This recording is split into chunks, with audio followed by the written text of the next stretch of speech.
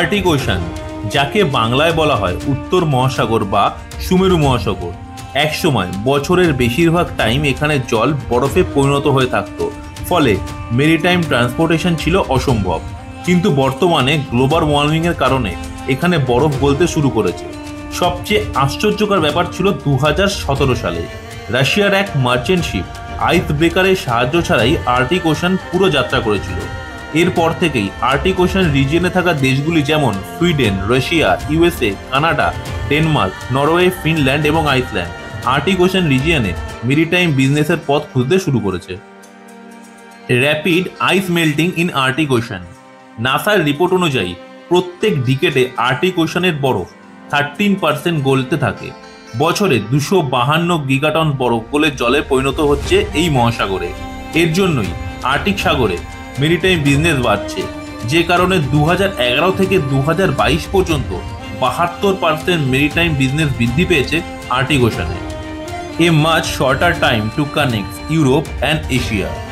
Merchant শিপগুলি যদি Asia থেকে ইউরোপ বা ইউরোপ থেকে এশিয়া ইন্ডিয়ান ওশানের মাধ্যমে সুয়েজ ক্যানেল হয়ে যাতায়াত করে, এতে তাদের সময় লাগবে 27 থেকে 28 দিন।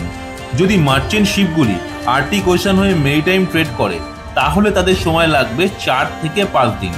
আবার ধরি যদি কোনো মার্চেন্ট শিপ সাংহাই পোর্ট থেকে পানামা ক্যানেল হয়ে নিউ ইয়র্ক পোর্ট যায়, তাদের জার্নির ডিস্টেন্স দাঁড়াবে 10,500 নটিক্যাল মাইল।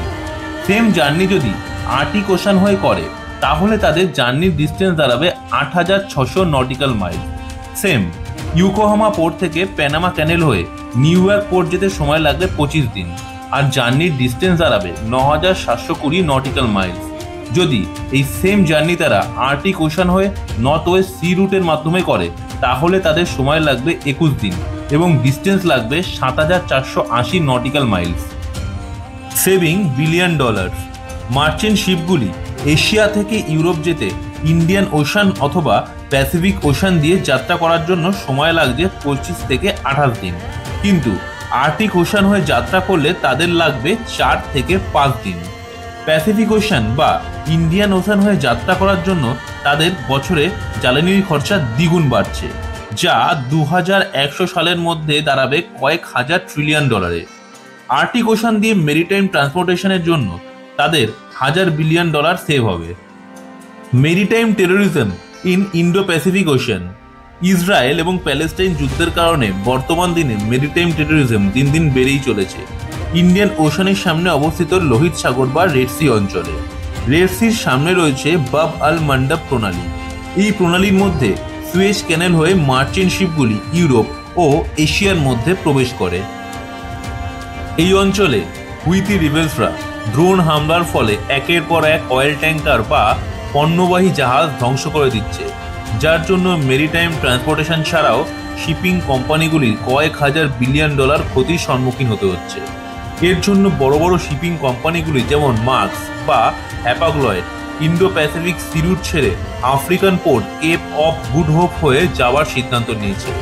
এতে তাদের আরও অতিরিক্ত 10 দিন সময় লাগবে এবং জ্বালানির খরচাও 3 গুণ বেড়ে যাবে। এইসব কারণে আর্কটিক ওশান দিয়ে নর্দার্ন সি রুট হয়ে মেরিটাইম ট্রেডের প্রবণতা বাড়ছে শিপিং কোম্পানিগুলির মধ্যে। এতে তাদের সময় ও জ্বালানি দুটোই সেভ হবে এই সি রুটের মাধ্যমে। Russia building mega ports in Arctic region. Russia Barents সাগরের তীরে মুন মার্সকে তৈরি করতে চলেছে $110 বিলিয়ন খরচা করে এক মেগা পোর্ট। 2035 সালের মধ্যে দিয়ে সেখান থেকে 72 মিলিয়ন টনেরও বেশি পণ্য পরিবহন করবে মার্চেন্ট শিপগুলির মধ্যে দিয়ে। 2018 সালে আর্কটিক ওশান দিয়ে 16 মিলিয়ন টন পণ্য পরিবহন করেছিল, যা বেড়ে 2019 সালে দাঁড়িয়েছে 23 মিলিয়ন টন। এছাড়াও আর্কটিক ওশানে পৃথিবীর 13% ওয়ার্ল্ড আনডিসকভার্ড পেট্রোলিয়াম রয়েছে এবং 30% ওয়ার্ল্ড আনডিসকভার্ড ন্যাচারাল গ্যাস রয়েছে, যার জন্য রাশিয়া আর্কটিক ওশানকে নর্মাল মেরিটাইম সি রুটে পরিণত করার চেষ্টা করছে এবং আর্কটিক ওশান রিজিয়নে নিজের ক্ষমতা আরও শক্তিশালী করতে উদ্গ্রীব হয়ে উঠেছে। গ্লোবাল ওয়ার্মিংয়ের জন্য যেভাবে আর্কটিক ওশানের বরফ গলছে এবং বর্তমানে ইন্ডো প্যাসিফিক অঞ্চলে জিওপলিটিক্যাল ডিস্টারবেন্সের জন্য ভবিষ্যতে আর্কটিক ওশানই সবথেকে কম সময় এশিয়া থেকে ইউরোপের মধ্যে শ্রেষ্ঠ মেরিটাইম সি রুট হতে চলেছে। বন্ধুরা, আমাদের এই ভিডিওটি আপনাদের কেমন লাগলো তা কমেন্টের মাধ্যমে জানাতে ভুলবেন না। দেখা হচ্ছে আপনাদের সাথে আবার পরের ভিডিওতে।